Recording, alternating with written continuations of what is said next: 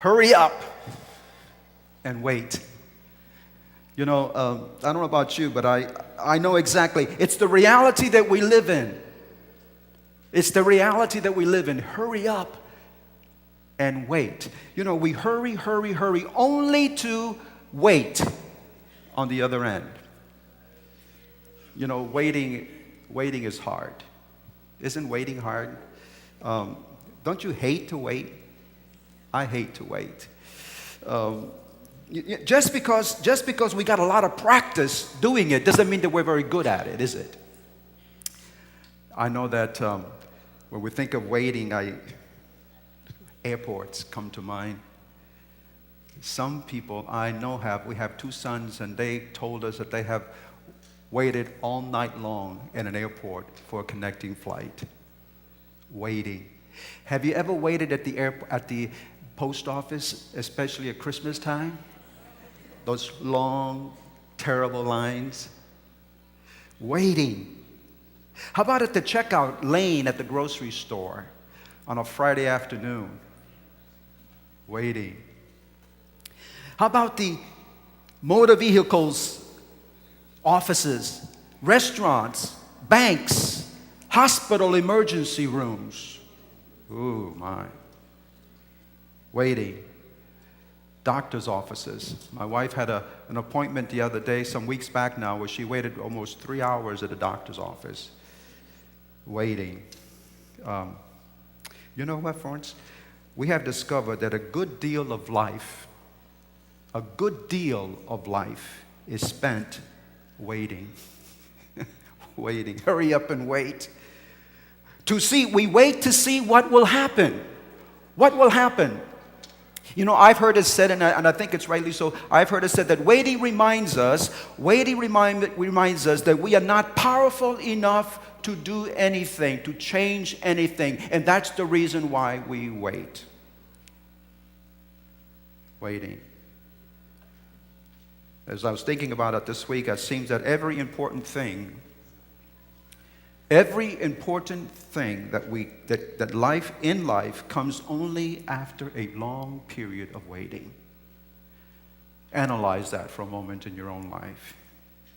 And as I was thinking about this, I realized that while inside the ark on the high seas, while they were inside the ark for over a whole year on the high seas, Noah and his little family, and all the animals, they did an awful lot of praying. They prayed and they waited. I don't think Noah realized it was going to take that long. He did a lot of praying and a lot of waiting. Jesus, after he ascended to heaven, the disciples returned to the upper room where they devoted their time.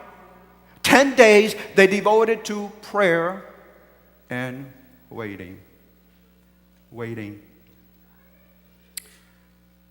Well, my friends, it shouldn't be a strange thing for us then that Jesus told a story about 10 young ladies who waited and waited for the bridegroom to come.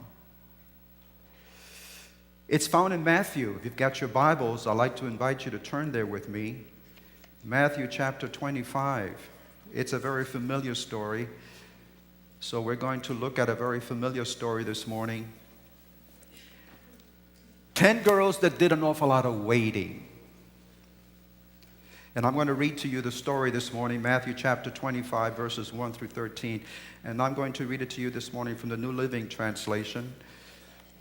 I read it in many other translations, and this is the one that kind of hit me the best. The kingdom of heaven can be illustrated by the story of 10 bridesmaids who took their lamps and went to meet the bridegroom. 5 of them were foolish, and 5 were wise. The 5 who were foolish took no oil for their lamps, but the other 5 were wise enough to take along extra oil. When the bridegroom was delayed, in other words, they were waiting and waiting, the bridegroom was delayed, they all laid down and slept. At midnight, they were aroused by the shout, "Look, the bridegroom is coming. Come out and welcome him." All the bridesmaids got up and prepared their lamps. Can you see them getting up and panicking, some of them anyways? Then the 5 foolish ones asked the others, "Please give us some of your oil because our lamps are going out." But the others replied, "We don't have enough for all of us, so go to the shop and buy some for yourselves."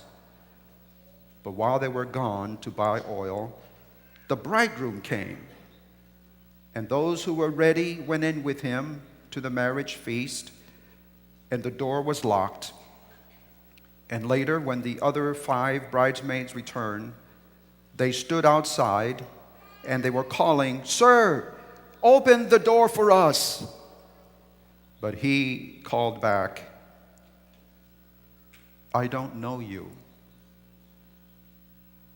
And then Jesus says, "So stay awake and be prepared, because you do not know the day or the hour of the Lord's coming." Waiting. Jesus says that those who wait, there's some who are waiting, they're foolish. There's some who are waiting and they're wise. We all know, of course, that in this story, Jesus is talking about the second coming of Christ. We all know that in this story, he is reminding us that we are right now in the waiting period, in the waiting time, and how we react to this time, how we live in this time of waiting is very important. He also reminds us of our need to be ready and prepared and not to lose hope, because he says hope is what keeps us alive in this time of waiting. So waiting. As I was thinking about the 10 girls this week, I realized the 10 girls in our story, as you just heard me read, were supposed to be watching. They were supposed to be watching and waiting for the coming of the bridegroom. But what happened?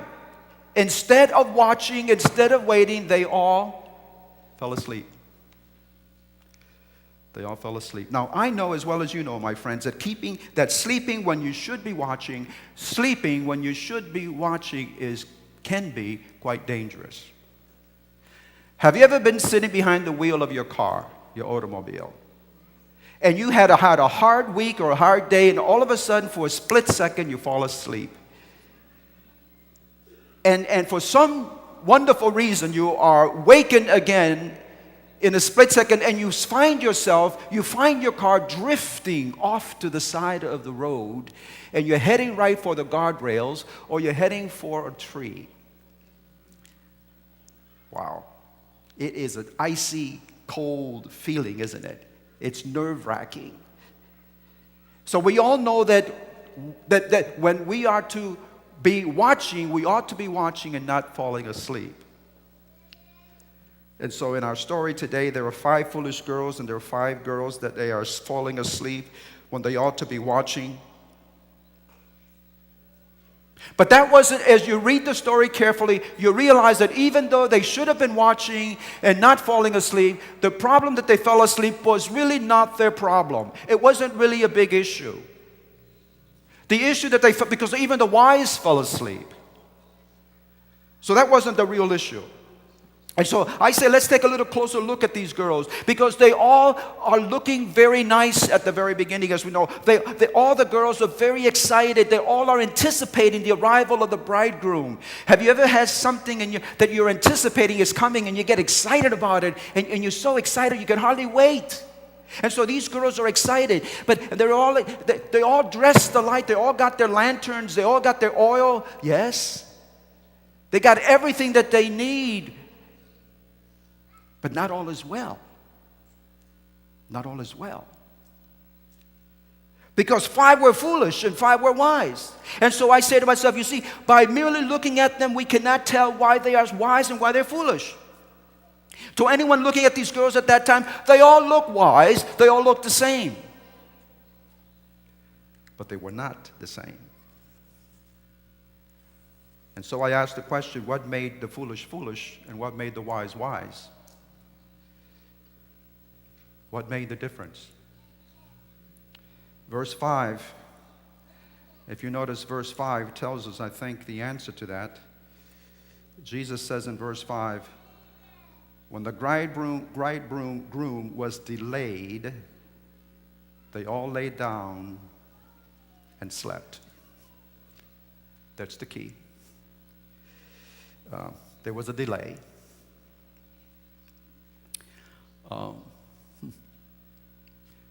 The bridegroom was long time coming. And as I said before, we don't like waiting. We wait only for so long, and after a while we give up. The long delay and all the waiting created a problem. I want you to notice in the story, it was the delay that made the difference between the foolish and the wise. The delay, the waiting. You see, my friends, stop to think about this for one moment. If the bridegroom had come when he was expected to appear, all the girls would have been ready, all the girls would have looked wise, and no one would have known the difference. They would all be the same. There would be no need for the parable. No need for the parable.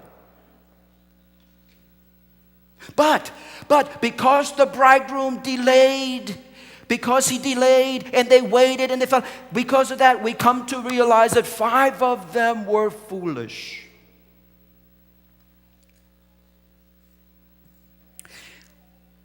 As I was thinking about this, I also realized that a delay, listen, you know as well as I know that when you are late for a wedding, there's problems. A delay at a wedding that is so special, there's always problems with delays at a wedding. I mean, I have had performed many weddings in my time and ceremonies, and I always seem to rush to get there. You know, we always kind of put everything, I'll have plenty of time, I got plenty of time. And it always seems like I'm always rushing like crazy to get to the wedding. And when I finally got there, and I'm rushing like crazy, and I look and, you guessed it, you wait some more. Hurry up and wait. I remember one time we came to the church, beautiful church, and everybody was there. The time, 3 o'clock came. The wedding was supposed to start. The organist was in his place. The bridesmaids were all ready. They all looked beautiful. The groom was there. He looked real nice. And we wondering, but where's the bride? And we waited for the bride. And we waited for the bride. And we waited for the bride over an hour and a half. The place was packed. I wish you could have seen that groom in the back room. He was pacing back and forth. He was nervous. I looked into his face and it looked as if he was about ready to have a heart attack. I didn't know what to say to the poor guy. Nobody knew where the girl was. Nobody knew where the bride was. If we at least known, if she at least called and says, I'm on my way, nobody knew. Finally she shows up, and what a sigh of relief for everybody. But you know what? We discovered that the reason why she took so long to get there was because she had a little dispute with her mother sometime that week, and the mother says, I'm not going to the wedding. You're not coming to my wedding? No, I'm not coming to your wedding. And so because of that, this girl was so distraught by that on the way to the wedding, she decided to stop at her mother's house and try to plead with the mother to come. And the mother never showed up. So we know that when there are big delays at weddings, it's because there are big problems. It causes big problems. Well, my friends, a delay at the wedding that Jesus told also caused some big problems for those girls. And as I think about it, if you take the story to the next degree, to the next level, you realize that Jesus is saying something here, that a delay, the long delay, the long wait for Christ's coming has affected all of us. We have all been affected by that long delay. You see, from a human perspective, his coming has been delayed beyond anyone's expectations. In fact, you know as well as I know that the disciples, when they saw Jesus ascend into heaven, they thought for sure that he was coming back within their lifetime. They really believed that. And when all the disciples died one after another, they couldn't understand, where is he? And then the early Christians after that, for centuries, they were waiting for the Lord to come. And here we are, 2,000 years later, and we are still waiting.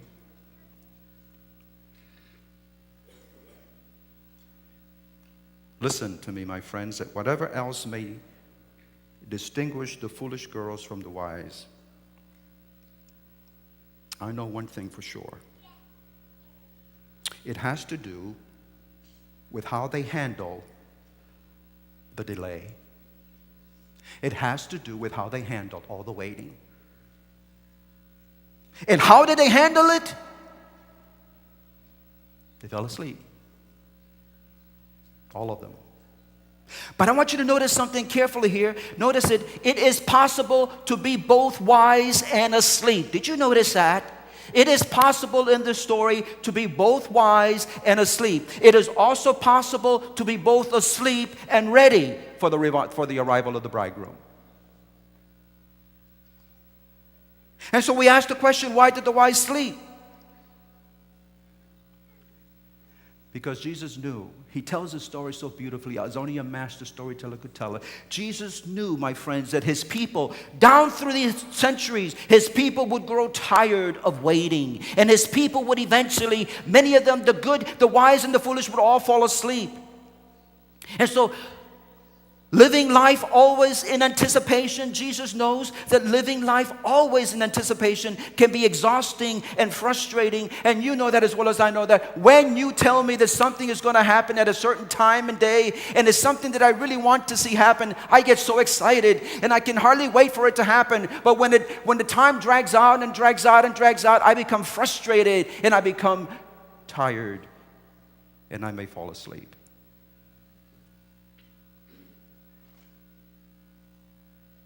So, there are times when we fall asleep. Yet, we can still be ready. And I love this. We can still be ready even when we fall asleep. How? By being wise. And what does it mean to be wise?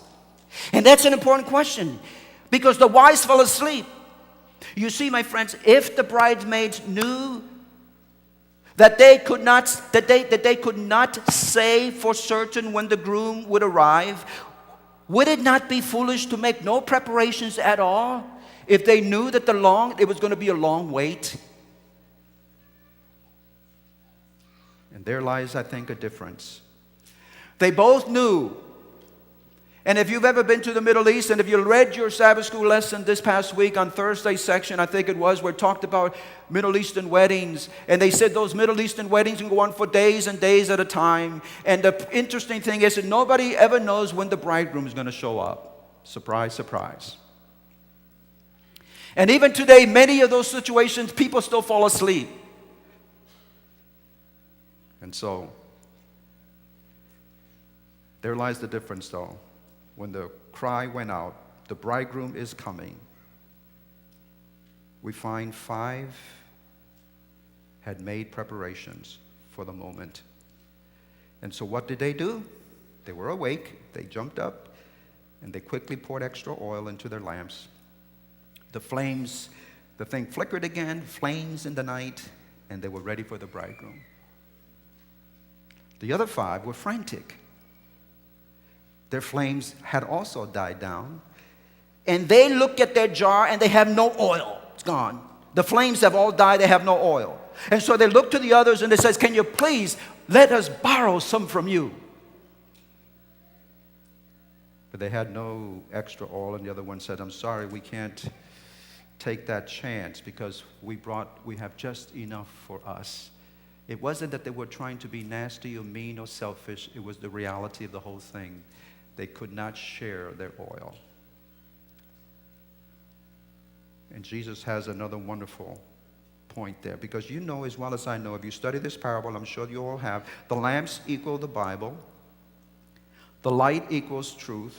Oil equals the Spirit. So we know without the Spirit, without the oil, we can know the truth. Yes, we can know the Bible. But that is not enough. That's Jesus is trying to make a point here. And these people, these wives, they realized the wait for the groom could be long. Yet they went to the wedding planning a soon arrival. Their supply of oil could only last for the short term. Anything longer than the short term, they would be in serious, serious trouble. The wait was much longer than they were anticipating, and they were not prepared for it. They had no oil. They were not prepared for the long haul. And what he's saying here to you and to me is that we must be ready. We must be sure that we are prepared not just for the short haul, but we have to be ready for the long haul. And as I read the story, I realize there are two obvious lessons that we can learn from the foolish maidens. Two obvious lessons. Number one, there are some things in this world that you have to get for yourself. There are some things you have to do for yourself. No one else can do them for you, and no one else can give them to you. The oil supply is a very personal thing. It cannot be transferred. Spirituality is not transferable. You cannot take your spirituality and implant it into somebody else. It cannot be done. It has to be a personal experience. Jesus is saying something to you and to me this morning that is very important. Your husband can't give it to you. Your wife cannot give it to you. Your mother, your father can't give it. No friends can't give it to you. Spirituality, the whole issue of the oil is something you cannot borrow from somebody else. In fact, I read this week in Christ Object Lessons, page 411, that says, in spiritual things, no person can make up another's deficiency. No person can believe for another. That's profound. You will not get into heaven. Hey, kids, you will not get into heaven on your parents' coattail. No way. I will not get into heaven on my wife's coattail either. Jesus is saying to you, there's some things in life you cannot borrow from somebody else. There's some things in this world that you must get for yourself. And if you're not interested enough to getting it for yourself, you may not get it. There's a second lesson that Jesus is teaching in this parable, and that is this. There are some things you simply cannot acquire at the last minute because they require time to secure. And this is so true of the oil, isn't it? The oil of the Holy Spirit you cannot acquire at the last minute. I don't know if some of you have been reading with me the morning devotional. It's called The Chosen by Dwight Nelson. And just this Thursday's reading caught my eye because it was really on the 10 girls.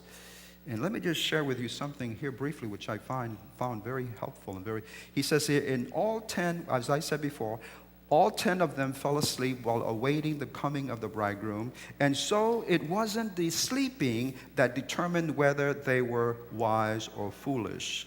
In Jesus' story, it was the oil or the lack thereof that categorized the young women. And then it goes on to say, oil in the scriptures is often a graphic symbol of the Holy Spirit. He's the fuel of divine fire. He's the balm of divine anointing. And when your lamp or your life is filled with Him, the bright flame of God's love radiates from you into the surrounding darkness. The good news is that we don't have to be caught without His oil as the foolish were. The lapse of time, and he's quoting here Acts of the Apostles, the acts of time has wrought no change in Christ's parting promise to send the Holy Spirit as His representative.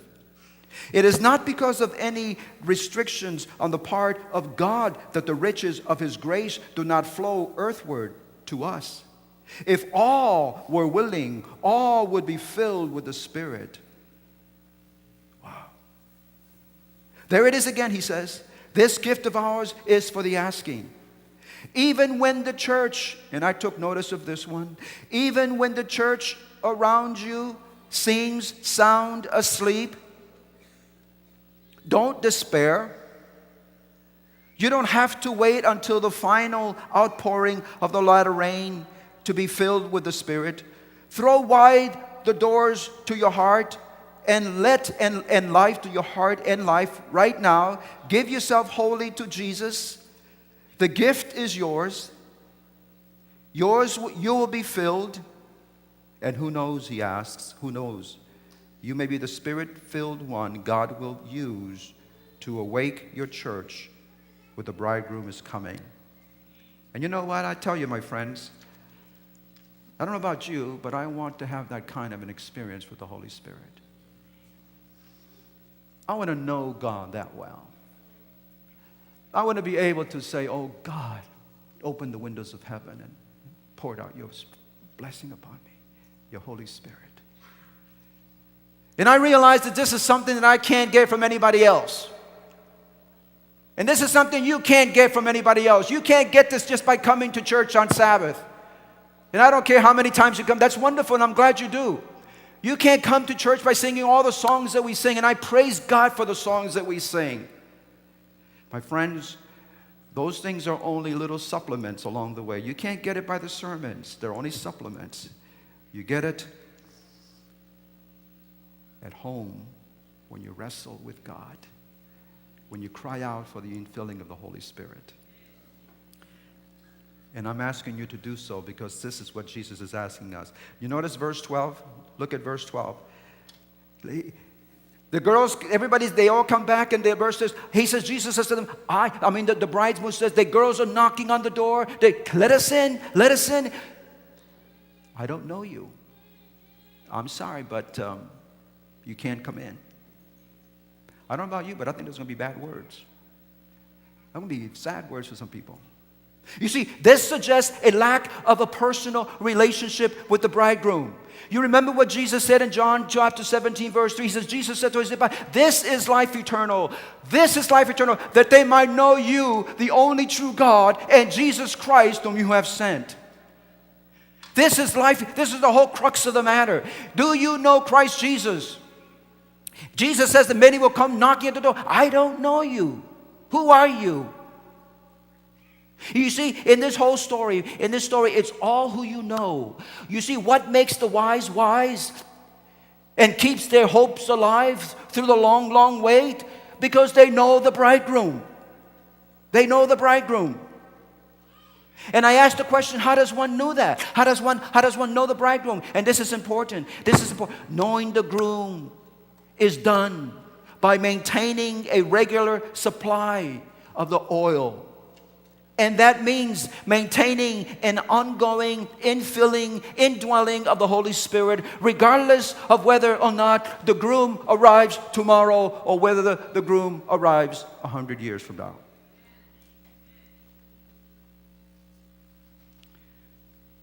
You see, I ask you the question, what makes the foolish foolish? What makes the foolish foolish is that they're having only enough of the oil if the coming of the bridegroom happens today.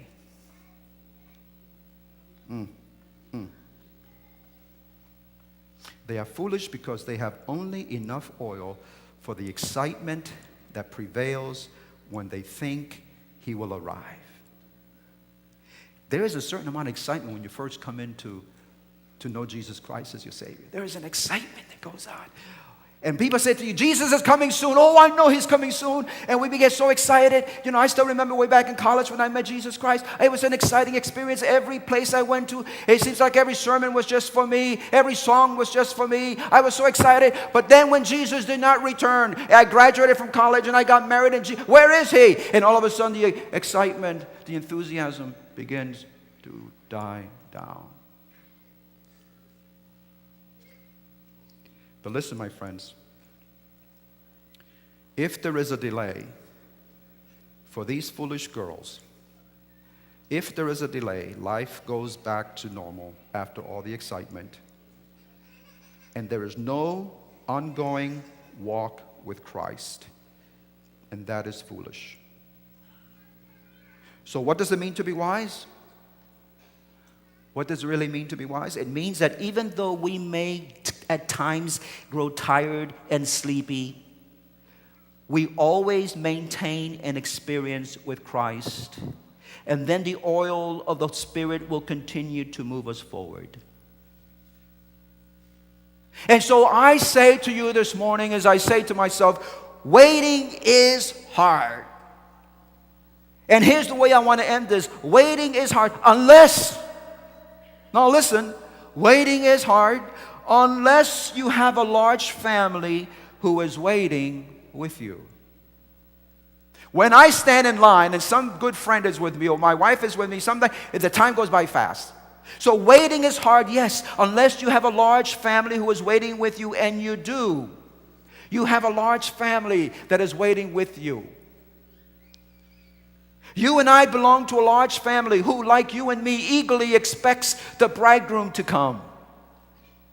Whenever the bridegroom comes. And so you see, waiting is easier in the company of people who share the same hope. And you and I share the same hope. It's the hope that we sing about every Sabbath morning at the beginning of our service. It's the wonderful hope for people like you and me who are still waiting.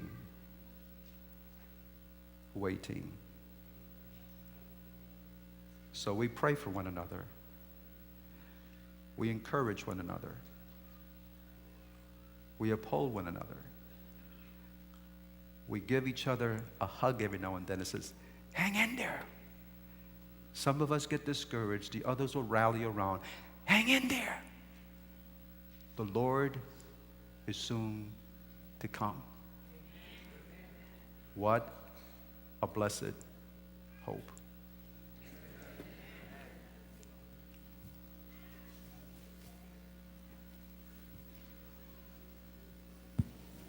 I invite you to stand with me as we sing our closing hymn, number 598. Watch ye saints, number 598.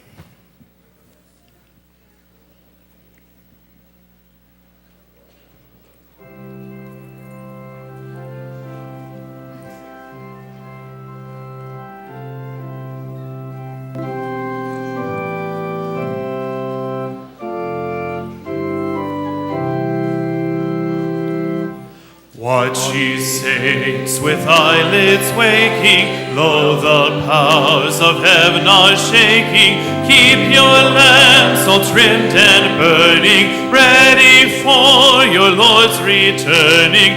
Lo, he comes, lo, Jesus comes, lo, he comes all glorious. Jesus comes to reign victorious. Lo, he comes.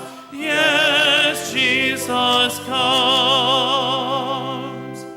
Lo, the promise of your Savior, pardoned sin and purchased favor, blood-washed robes and crowns of glory, haste to tell redemption's story. Lo, he comes. Lo, Jesus comes.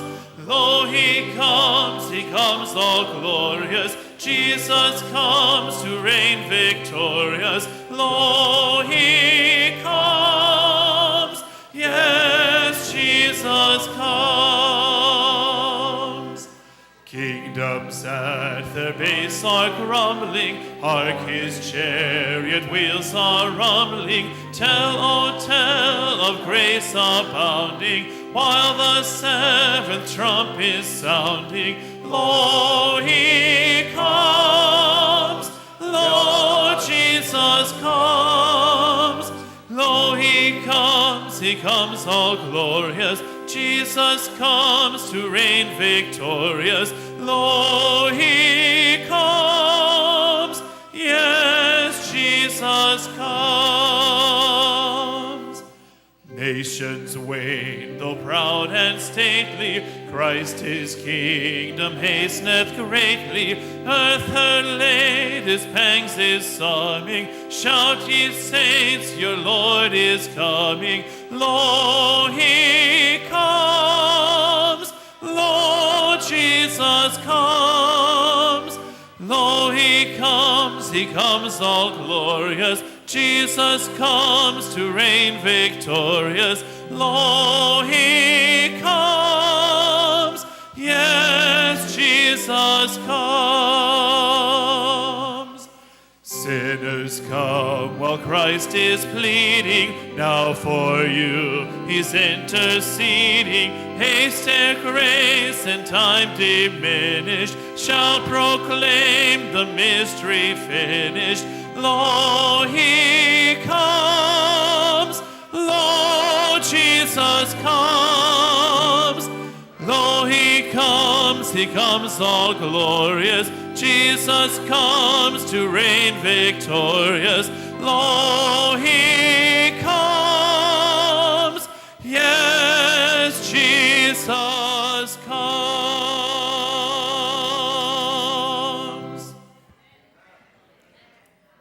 Gracious Father, eternal friend, we are so excited that you're coming. But Lord, we also realize we cannot live this life on this earth just on anticipation. We have been told that in the parable. Many are excited, but many will fall along the way. Father, we want to be like the wise. Whether you come tomorrow, the next day, next year, or next month, whenever it is you decide to come. And we know the times will tell us. The times are telling us now. And we know things are going to get a lot worse before they get better. But Father, that's not the point, is it? No, that's not the point. The point basically is do we know you? Do we take that time with you? I know we're busy, Lord. We live in a world that's so hectic. We do an awful lot of waiting in spite of how busy we are.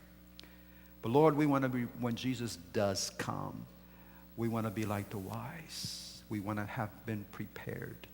So help us to prepare now on a daily basis as we meet with you, that we will come to know you on an intimate basis when you return to this earth. You will not say to us, I do not know you. So now as we head out these doors and go back into this world of ours, go with us, my Father, and help us to remain the salt of the earth and the light of the world.